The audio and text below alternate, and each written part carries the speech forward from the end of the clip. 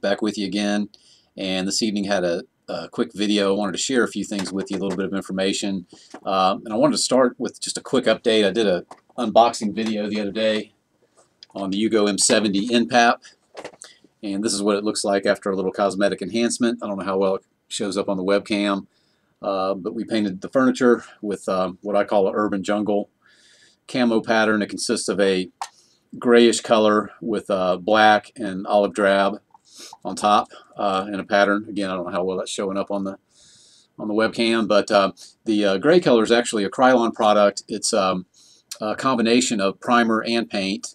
I didn't mention in the unboxing video, and I meant to, the finish on this this Yugo M70 N-PAP is just almost perfect. One of the nicest finishes on any gun that I have. And again, I really don't see any flaws or nicks or dings in it. It looked really good. So I was hesitant to paint the metal, but I did go ahead and do the furniture, give it a quick touch up. And so what we have in addition to that is a quick detach optics mount here on the side. And on top of that, we have a product I wanted to share a little information with you about. It's a UTG 4-inch red-green laser. Anyway, got a lot of nice things to say about that, and I'll get into that in just a moment. It does have the flip-up lens covers, which is pretty handy, and we'll get into that in a little bit more detail in just a minute. But I wanted to show the updates to the M70 and share some information on a couple of relatively inexpensive products that some of you might be interested in. I've mentioned in a previous video that I'm just not the type of guy to spend a significant amount of money on accessories for a firearm, either scopes, red dots, flashlights. You know, if it's something that costs a significant percentage of what buying another weapon would cost, I'm of the mind to just buy another gun or buy magazines or ammunition, as opposed to spending a lot of money on a relatively perishable item, electronic item that could easily be damaged or destroyed. So again, I've got some good news on that front. A couple of inexpensive items that I recently had a chance to test out, and I'd like to share the results with you. So I guess I'll go ahead and start with the red-green dot that I showed you a moment ago, the UTG. It is on a quick detach mount here, but in addition to that, the sight itself is a quick detach mount. You literally just flip it off, it comes right off of there.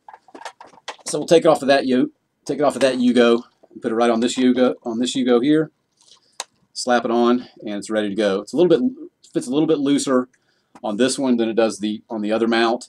That's probably just because the rails on this one might just be a slight bit smaller. And now this is the one I tested it out on just recently. Even though it is a little bit loose on here, still very pleased with the results on this. Just had no problem getting on target quickly.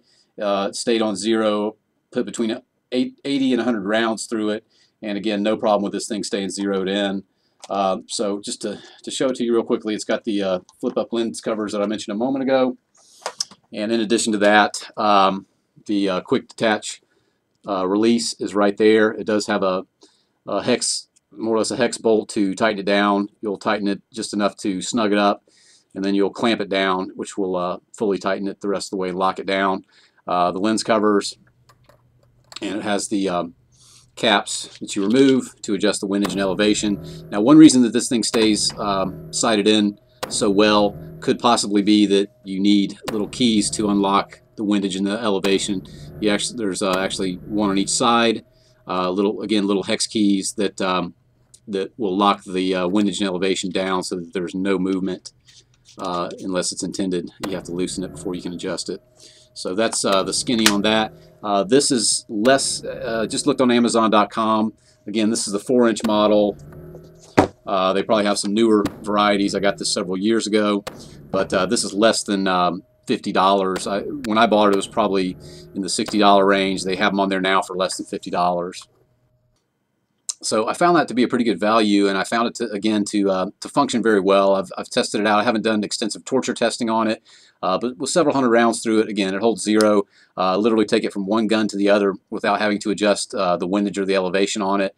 That's subject to change depending on your mounts and so forth, but I can switch it from Yugo to Yugo without having to do any adjustments to it whatsoever. The next item I wanted to mention to you is a flashlight. I have an example of it here. This is also done up in the Urban Jungle camo pattern. But this is a Cree Mini Flashlight, 300 lumen flashlight, runs off one AA battery, and is zoomable. If it telescopes in and out here, if it's fully out, that's the tightest and the brightest beam. As you dial it back, it's going to be a wider pattern, and it's going to be much less bright than it is when it's fully telescoped out.